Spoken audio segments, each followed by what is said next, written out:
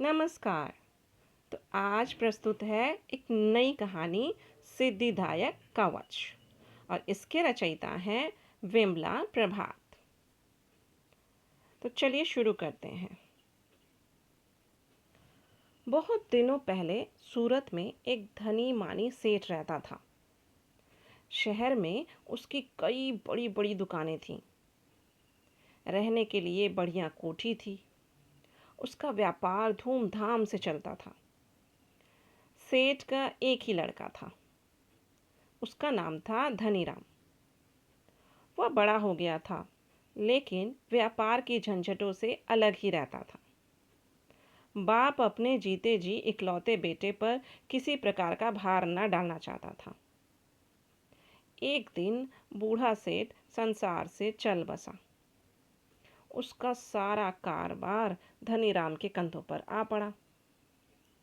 वह बड़े परिश्रम से फैले हुए काम हाथ में करने का प्रयत्न करने लगा। दुकानों की बिक्री में कोई अंतर नहीं आने पाया, लेकिन साल के अंत में जब हिसाब लगाया तो घाटा निकला। दूसरे साल धनीराम ने दूना परिश्रम किया। उस साल भी काम तो अच्छा चला, लेकिन बचत कुछ नहीं हुई। नया सेठ यह नहीं समझ पाया कि इतनी बिक्री होने पर भी लाभ क्यों नहीं होता। सोचते सोचते उसने यह निश्चय किया कि यह बुरे ग्रह का प्रभाव है, जिससे लाभ के स्थान पर हानि होती है। बुरे ग्रहों में शनिचर का ही नाम सबसे पहले याद आया, क्योंकि पंडितों ने उसी को बदनाम कर रखा है। धनीराम बुरे ग्रहों से छुटकारा पाने के लिए एक सिद्ध महात्मा के पास शुक्ल तीर्थ गया। वहां उसने महात्मा को अपना सारा हाल बताकर कोई ऐसा सिद्धि मंत्र मांगा जिसको बांधने से क्रूर ग्रह का प्रभाव नष्ट हो जाए। महात्मा ने एक ताबीज देकर उससे कहा, बेटा, इसे हाथ में बांधकर तुम जहां जहां जाओगे वहां यदि धन की हानि होती होगी तो लाभ होने लगेगा। इसे 1 वर्ष बाद मुझे वापस कर जाना। धनीराम को मुंह मांगा वरदान मिल गया। सिद्धिदायक कवच बांधकर वह अपनी कोठी में पहुंचा। सबसे पहले वह एकाएक अपने रसोई घर में गया। वहां देखा कि रसोइये चीनी का शरबत घोलकर पी रहे हैं। इधर उधर नौकर लोग घर से ले जाने के लिए आटा दाल चुरा कर रख रहे हैं। धनीराम ने सबको डांट फटकार कर वहां का प्रबंध ठीक किया। इसके बाद वह एक दुकान में गया। वहां देखा तो गोदाम में बहुत सा माल पड़ा सड़ रहा था। कुछ नौकर चोरी से माल बेचते हुए पकड़े गए। धनीराम को विश्वास हो गया कि सिद्धिदायक कवच के प्रभाव से वह जहां जाएगा वहां हानि का पत्ता तुरंत साफ हो जाएगा और लाभ होने लगेगा। वह लाभ के लोभ से इधर उधर चक्कर लगाकर दुष्ट ग्रह का प्रभाव नष्ट करने लगा। साल के अंत में जब हिसाब लगाया गया तो लाभ ही लाभ मिला।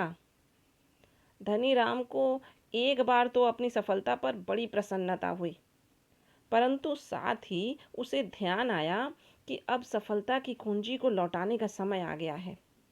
इसलिए अगले वर्ष से फिर पहले जैसा हल होगा। वह चिंतित होकर महात्मा जी के पास पहुंचा।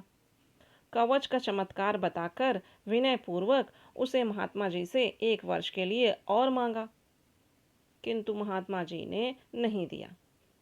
धनीराम ने जब उसके लिए बहुत हठ किया तो उन्होंने हंसकर कहा, तुम व्यर्थ ही इसके लिए आग्रह करते हो।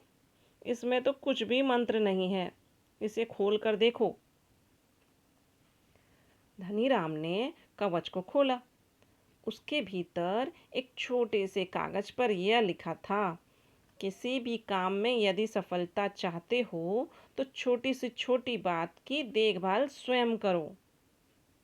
महात्मा जी ने उसकी सफलता का रहस्य समझाते हुए कहा, सेठ, इस वर्ष जो तुम्हें अपूर्व लाभ हुआ है उसका कारण यह है कि तुमने अपने प्रत्येक काम की देखभाल स्वयं की है और अपनी आंखों से देखा है कि हानि हो रही है। पहले तुम दूसरे के भरोसे रहते थे। मैं इस बात को समझ गया था। मैंने उस समय तुम्हें उपदेश देना व्यर्थ समझा, क्योंकि तुम सिद्धिदायी यंत्र में ही विश्वास रखते थे। इस कवच को देखकर मैं यही चाहता था कि तुम ग्रह शांत करने के बहाने अपने सारे काम को घूम घाम कर स्वयं देखते रहो। तुम इसे फेंक दो और जाकर उसी प्रकार अपने कारोबार की जांच पड़ताल स्वयं करते रहो, जैसे कि पिछले वर्ष किया है। धन नाशक ग्रह आकाश में नहीं, तुम्हारे घर में कोने में ही मिलेगा। जाओ, अब तुम बुद्धि का कवच पहनकर सिद्धि प्राप्त करो और अपने अनुभव का लाभ उठाओ। धनीराम महात्मा जी को धन्यवाद देकर वापस लौट आया और सावधानी से अपना व्यापार अपनी ही देखरेख में चलाने लगा। महात्मा जी का कहना सोलो आने सत्य निकला। तो थी ना मज़ेदार कहानी। अच्छा, अगर ये कहानी आप लोगों ने ध्यान से सुनी है तो जाते जाते कमेंट बॉक्स में एक प्रश्न का उत्तर दें कि इस कहानी से हमें सीख क्या मिली। और अगर कहानी पसंद आई हो तो लाइक और शेयर करें और मेरे चैनल को अन्य इस तरह की मज़ेदार कहानियों और अन्य कार्यों के लिए सब्सक्राइब करें। धन्यवाद।